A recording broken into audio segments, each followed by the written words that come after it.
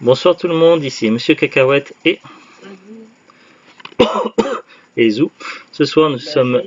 Oui, mais je le redis, comme ça s'ils n'ont pas entendu. Aujourd'hui nous sommes vendredi 20 janvier 2023, il est déjà 23h15. Aujourd'hui dans ce nouvel épisode de Pas en DVD, on va vous parler du film qu'on a regardé tout à l'heure. Il s'agit de Alita Battle Angel par les producteurs d'Avatar. Qu'est-ce que c'est que Alita Battle Angel? D'abord, petit aparté avant de parler du film en lui-même. Tout simplement, il s'agit d'un film avec des acteurs, donc en prise de vue réelle, mais qui est inspiré d'un manga qui a été adapté en animé. Alors, de quel manga il s'agit? Il s'agit tout simplement du manga Gun. Alors déjà, une première interrogation, c'est vrai que moi, c'est un film que j'étais impatient de regarder et en même temps assez inquiet parce que le réalisateur et le scénariste, ou les scénaristes, je ne sais pas si c'était plusieurs, ils ont pris certaines libertés, même si c'est une adaptation relativement fidèle au manga, il y a des choses qui me déplaisaient déjà d'entrée de jeu. C'est pour ça que j'ai vu... Le film, du moins, j'ai commencé à quand je me suis dit je vais regarder le film, j'avais certaines appréhensions et j'ai pris le film avec des accents circonflexes.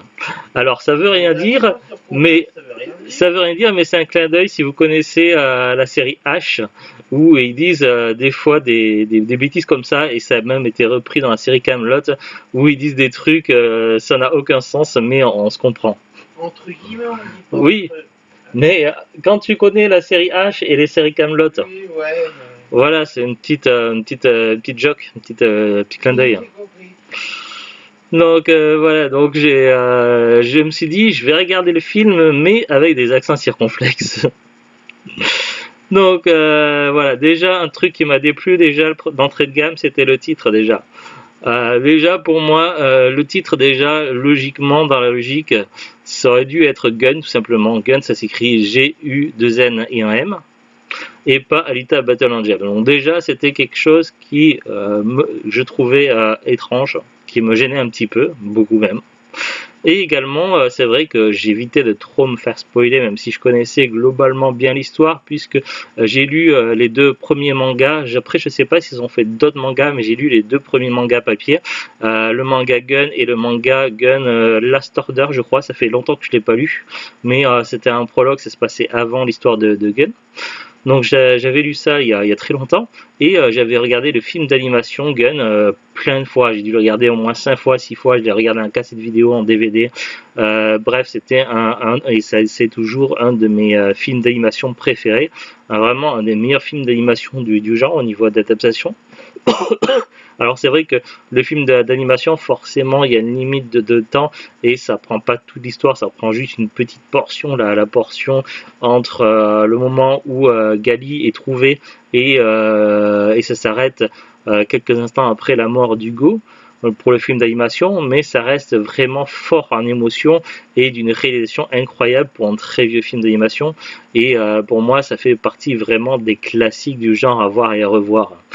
Si on aime bien un petit peu tout ce qui est cyberpunk, franchement le film d'animation Gun est extraordinaire, mais évidemment il n'est pas tout public, il y a des scènes qui peuvent heurter la sensibilité des plus jeunes, il y a même une scène de sexe un petit peu osée et il y a des passages assez sanglants et très violents.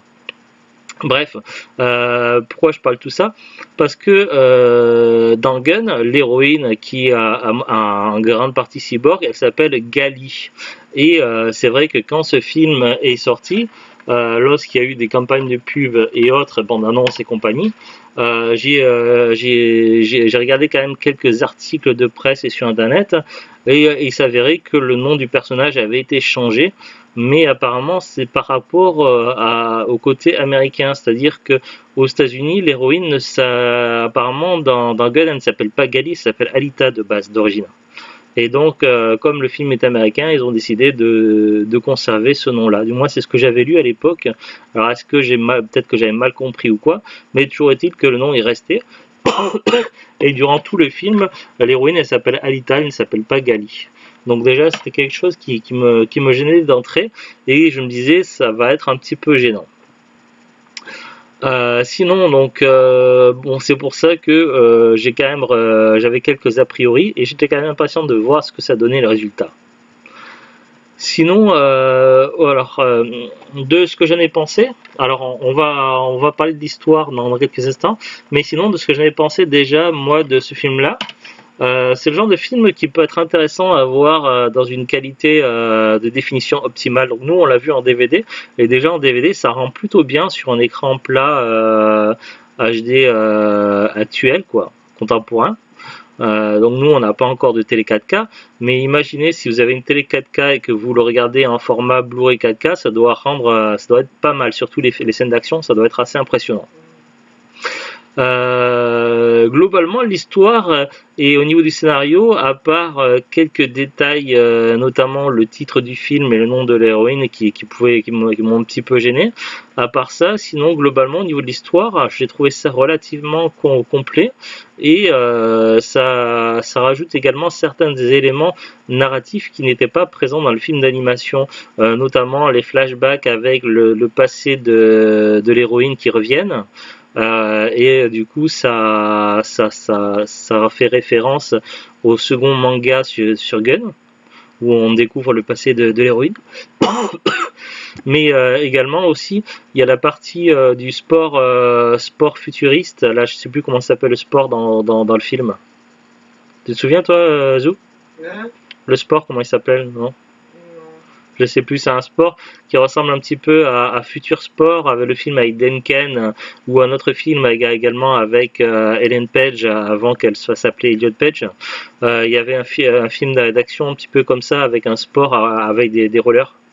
Donc là, on a également ce genre de sport qui était présent dans le manga. Rollerball, non? Je sais plus, rollerball peut-être, ouais. Ouais. Et Handball, c'est peut-être du rollerball.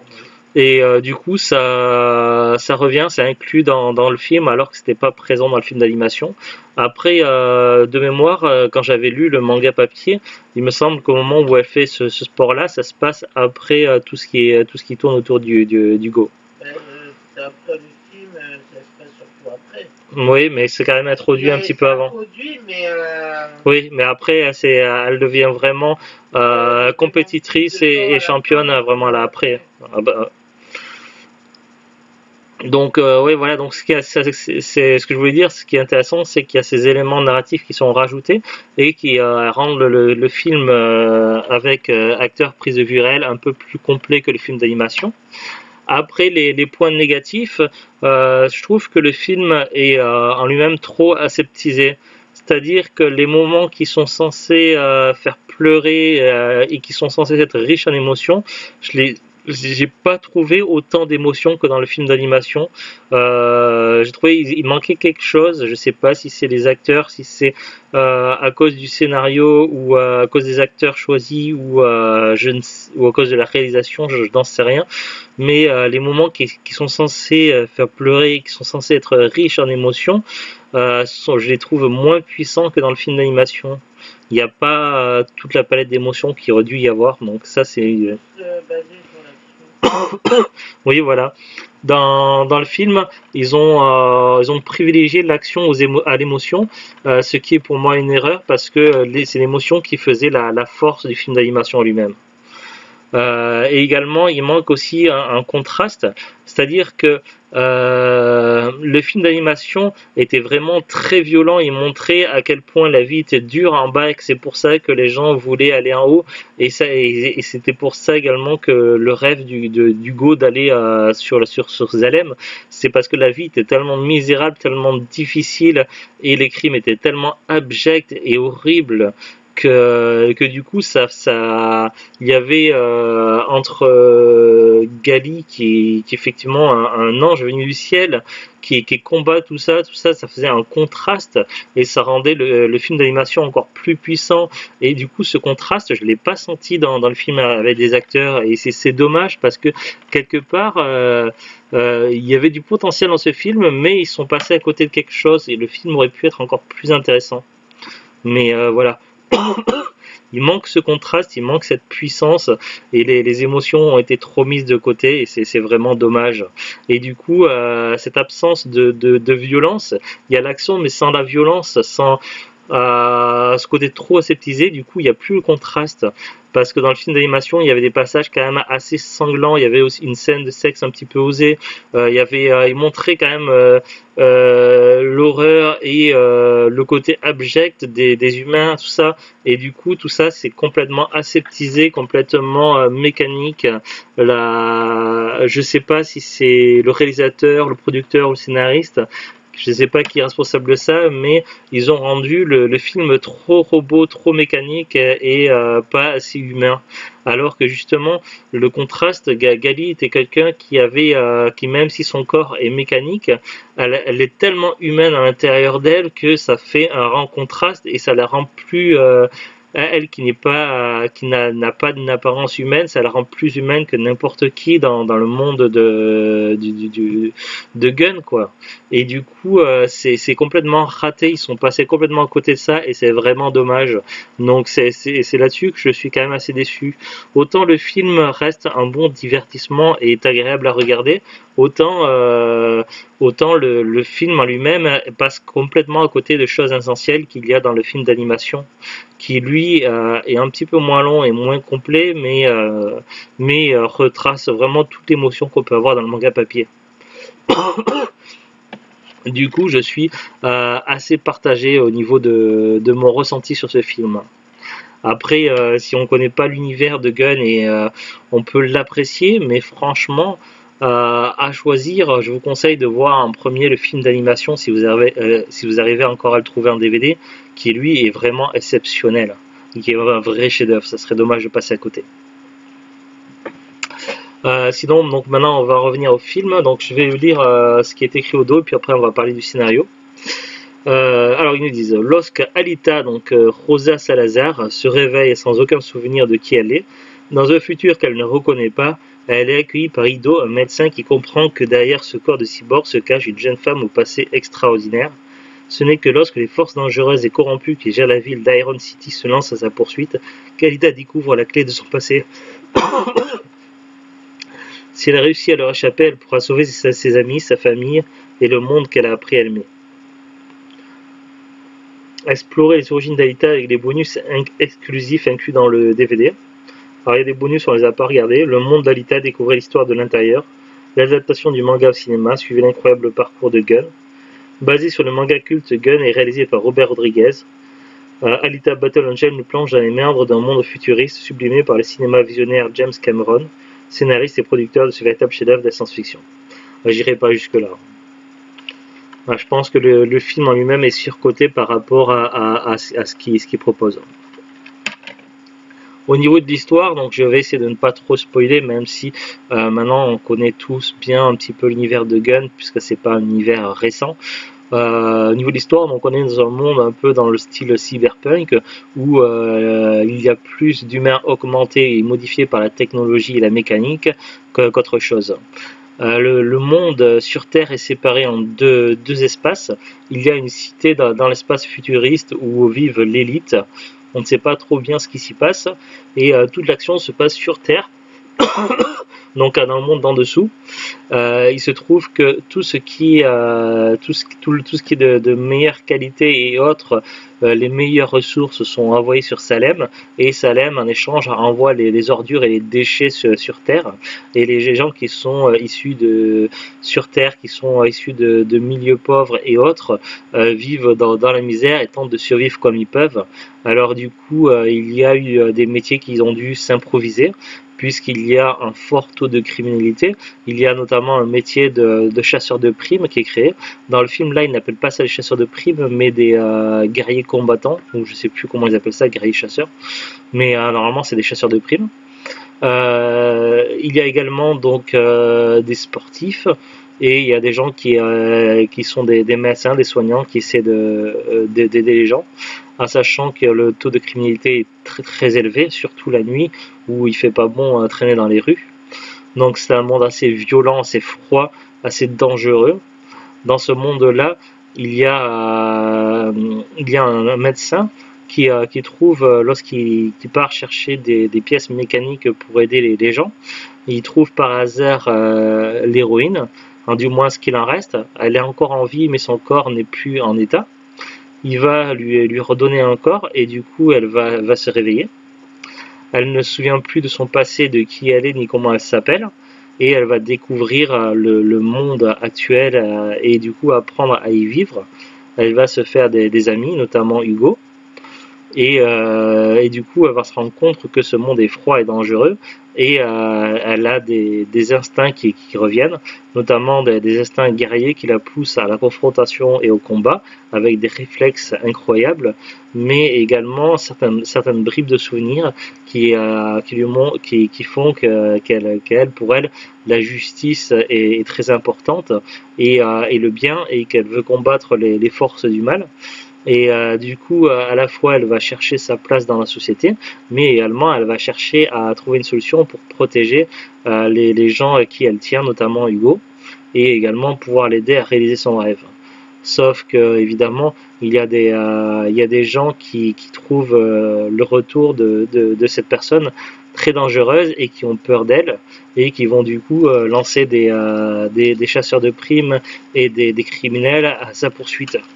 Donc elle va devoir faire face à cette nouvelle menace et tout faire pour protéger les gens qui elle tient et combattre les méchants. Oui, mais c'est parce qu'il y a aussi un élément de... Oui, j'essaie de ne pas trop spoiler en fait. C'est pour ça. Grosso modo, c'est ça l'histoire du film. On va regarder maintenant ensemble la fiche Wikipédia. Je tousse beaucoup ce soir.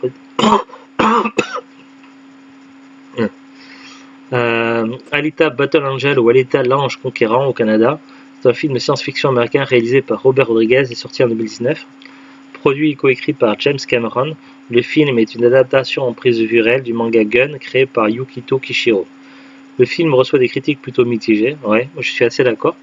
Si le film est généralement publicité pour la performance en capture de mouvement de Rosa Salazar, les effets visuels et les scènes d'action, la presse critique les faiblesses de l'intrigue. Oui, c'est ça. La force du film, c'est les scènes d'action qui sont quand même assez impressionnantes et les effets visuels qui sont plutôt bons. Mais voilà, il manque des choses, il manque l'émotion, il manque des choses qu'il y avait dans le manga, dans le film d'animation d'origine, et qu'il n'y avait pas dans ce film-là. Il manque l'émotion, il manque le côté humain en fait. Ils disent également, même si le film est un succès au box-office mondial, sa rentabilité est réduite en raison d'un budget de production très élevé. En plus, il a coûté très cher apparemment. Après, il y a un synopsis, mais qui dévoile peut-être trop de choses au niveau de l'histoire, donc je ne vais pas le lire. Titre original et français, Alita Battle Angel. Titre québécois, Alita l'Ange Conquérant. Mais Cameron aime bien les gros yeux. Oui, c'est vrai qu'au début, parce qu'elle va avoir deux corps, l'héroïne, dans son premier corps, on a l'impression qu'elle a des yeux énormes. Après, au niveau de son second corps, c'est un corps avec de la technologie vraiment très élevée qu'elle va avoir, et du coup ça s'adapte et même son visage se modifie et tout. Et ses yeux paraissent moins énormes dans son second corps dans le film. Budget 170 millions de dollars. Durée 122 minutes. Date de sortie, alors en France le 8 février 2019, en avant-première à Paris, puis après le 13 février 2019. En Belgique le 13 février 2019, États-Unis 14 février 2019, Japon 22 février 2019. Casting: Rosa Salazar, Christophe Waltz, Jennifer Connelly, Mahershala Ali, Ed Skrein, Jackie Earle Haley, Kian Johnson, Jorge Landerborg Jr., Lana Condor, Eiza Gonzalez, Jeff Fahey, Idara Victor, Rick Yoon, Edward Norton. Ah bon? Ah, il faisait Nova, mais il n'était pas crédité. Je l'ai pas reconnu. Bah, on l'a vu de loin. Ouais, on l'a vu brièvement, c'était vraiment très court. Michelle Rodriguez, pareil, je l'ai pas reconnu. Elle jouait Gelda. Hein? Michelle Rodriguez. Zelda? Gelda. C'est qui Zelda? Je sais pas, mais je l'ai pas reconnu non plus, Michelle Rodriguez. Jay Courtney, Derek Mears, Marco Zaror, Léonard Wu, El Lamont, Casper Van Dien. Pareil, je l'ai pas reconnu non plus. Le héros de Starship Troopers. Oui. Il jouait à Mok. Hein? Il jouait à Mok. Ah, Un gars. voilà, je sais, mais... Tamara Rapp, et c'est tout. Après, il y a des longs paragraphes, je vais peut-être pas tout lire, ça va être long, puis je tousse beaucoup ce soir, je suis désolé. Il y a un long paragraphe sur la genèse et le développement. Pareil pour la distribution des rôles. Après ça pas le tournage, des musiques de films. Sortie, critique. Ah, pour les critiques, sur Rotten Tomatoes il a 60%. Metacritic 54%. Après, ouais, les critiques, les notes sont moyennes, ça dépend des sites. Il y en a qui mettent B+, Allociné met 3,5 sur 5, etc. Il y a eu des récompenses et puis des nominations.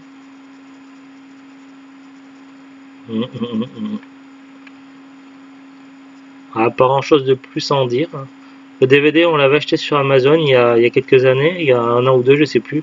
Il devait être en promotion, je sais plus combien on l'avait payé. Mais ouais, il devait y avoir une promo, ou alors c'était sur un lot, parce que des fois ils font des offres genre 10 DVD pour 30 euros, une connerie comme ça. Donc je sais plus combien je l'ai payé, mais c'était il y a un petit moment. Là je suis sur Amazon et c'est marqué que la dernière fois que j'ai acheté cet article le 30 septembre 2020, donc c'était il y a 3 ans. Ben il y a cliqué afficher détail de la commande. Je vais peut-être voir combien j'ai payé. Donc sur Amazon, ouais, je l'avais acheté avec d'autres DVD. Je l'avais acheté avec Avengers Infinity War, Ant-Man 2, Captain Marvel, X-Men Dark Phoenix et celui-là, Alita Battle Angel. Il y avait alors 1, 2, 3, 4, 5 DVD. Montant total TTC 30 euros. Donc là c'était une promo, 5 DVD pour 30. Ce qui fait que le DVD tout seul il m'avait coûté je sais plus combien, il faut diviser par 5. 30 divisé par 5. Sinon aujourd'hui, là, le DVD actuellement sur Amazon, SPI vendu par Amazon, il est à 9,99, c'est un prix assez correct. Après, j'aurais pu regarder sur d'autres sites, j'ai pas regardé, mais il y a la Fnac, il y a Vinted, il y a Rakuten, il y a eBay, il y a Le Bon Coin, etc. Donc je connais pas le prix sur les autres sites, mais le DVD semble relativement courant et en général est aux alentours des 10 euros. Après, là, c'est sur les vendeurs officiels, hein. Après, si on regarde sur les vendeurs particuliers, il y a peut-être moyen de le trouver moins cher, ou même sur de l'occasion. Mais ça vous donne une petite idée du prix actuellement du film. Voilà, après nous on l'a pris en format DVD, mais il existe normalement en Blu-ray 4K. Si vous avez une télé 4K, ça peut être intéressant éventuellement de le voir en 4K pour les effets spéciaux et les scènes d'action. Mais c'est vrai que bon, c'est dommage, c'est pas non plus un chef-d'œuvre quoi. Le film avait un potentiel, mais je le trouve, en conclusion, au final, je le trouve moyen. J'ai passé quand même une bonne soirée, c'était quand même sympa, mais le film n'était pas aussi bien qu'il aurait pu l'être. C'est ce qui est un petit peu dommage, quoi. C'est un petit peu comme s'il y avait un potentiel raté. Après, il y a quand même une fin ouverte, et normalement, il doit y avoir une suite qui va sortir, je sais pas quand. Il y avait, je crois, James Cameron qui avait fait une interview il n'y a pas si longtemps que ça. Il avait dit que Avatar lui prenait trop de temps, donc du coup il ne réaliserait pas la suite, hein, qu'il laisserait un autre réalisateur s'en occuper. Donc voilà, on verra bien. C'est tout. Sur ce, donc je vous dis à très bientôt. Bon week-end tout le monde. Au revoir. Au revoir.